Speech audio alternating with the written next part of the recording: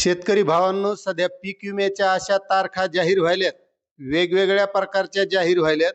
त्याच्यात कधी सांगण्यात येतं उद्यापासून पीक विमा मिळणार, ह्या तारखेपासून पीक विमा मिळणार, या शेतकऱ्यांना इतका मिळणार, त्या शेतकऱ्यांना तितका मिळणार, 32,000 रुपयानं वाटप होणार, 35,000 वाटप होणार, सरसकट 17,500 मिळणार. अशा वेगवेगळ्या तारखा तुम्ही बघत असताल तर बऱ्याचशा जाहीर व्हायल्यात. पण यामध्ये किती सत्यता आहे हे सुद्धा शेतकऱ्यानं समजून घेणं गरजेचं आहे. कारण असे सांगणारे लय झाले, पण नेमकं त्यामध्ये खरं काय आहे आणि खोटं काय आहे हे सुद्धा प्रत्येक शेतकऱ्यानं समजून घेणं.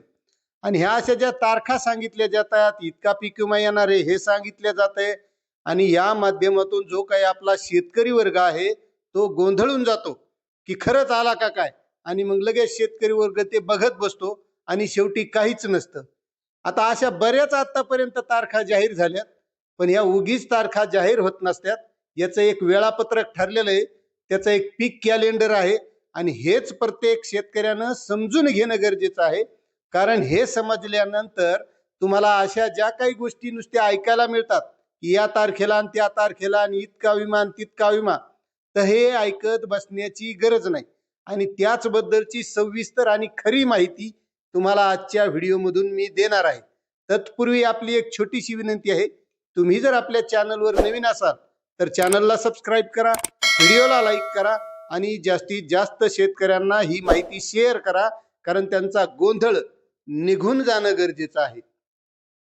तर शेतकरी मित्रांनो, एक लक्षात घ्या, विमा कंपन्यांची पीक विमा योजनेच्या संकेतस्थळावरील PMFBY पोर्टलवरील शेतकरी सहभागाची माहिती मंजूर करण्याचा अंतिम दिनांक असतो बघा. योजनेतील शेतकरी सहभागाच्या अंतिम दिनांकानंतर म्हणजे 60 दिवसांच्या कालावधीत आणि सरासरी उत्पादनांची आकडेवारी विमा कंपनी सादर करण्याचा अंतिम दिनांक हा असतो मूग व उडीद 15 नोव्हेंबर पर्यंत. म्हणजे जे काही उत्पादन आलेलं आहे, कृषी विभाग उत्पादनाची आणेवारी काढतो, पीक कापणी अहवाल काढतो, तो मूग व उडीदाचा 15 नोव्हेंबर पर्यंत, आणि इतर जे काही खरीप पिकं असतात, तूर, कापूस व कांदा वगळून 31 जानेवारी पर्यंत असते, आणि कापूस 28 फेब्रुवारी पर्यंत असतो, आणि तूर व कांदा 31 मार्च पर्यंत त्याची आणेवारी दिल्या जाते. आता या आणेवारीच्या अगोदरच पीक विमा जाहीर होऊ शकतो का, याचा विचार शेतकऱ्यांनी केला पाहिजे. आता मग यांची जी आणेवारी आहे ती कंपन्यांकडे दिल्याच्या नंतर नुकसान भरपाई अदा करणे. आता याचा कालावधी कसा आहे, सरासरी उत्पादनाची आकडेवारी, अनुदान इत्यादी प्राप्त झाल्यानंतर 3 आठवडे म्हणजेच 21 दिवस.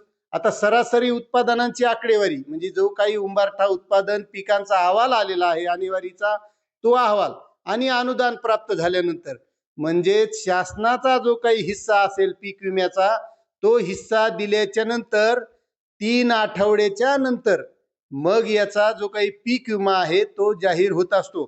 आणि याची अशी काही पीक कॅलेंडर मध्ये कोणत्याही प्रकारची तारीख दिलेली नसती. ते वेळेकाळेनुसार जे उंबरठा उत्पादनाचे अहवाल येतात त्यानुसार याच्या काही अशा निश्चित तारखा नसतात. त्यामुळे हे शेतकऱ्यांनी समजून घेणं गरजेचं आहे की पीक विमा कोणीतरी सांगितलं या तारखेला मिळणार म्हणजेच तो मिळत नसतो. त्यामुळे शेतकऱ्यांनी अशा माहितीवरून गोंधळून जाणं गरजेचं नाही. आता ही माहिती तुम्हाला कशी वाटली नक्कीच कमेंट करा. चॅनलवर नवीन असाल तर सबस्क्राईब करा, व्हिडिओला लाईक करा, आणि जास्तीत जास्त शेतकऱ्यांना शेअर करा. धन्यवाद.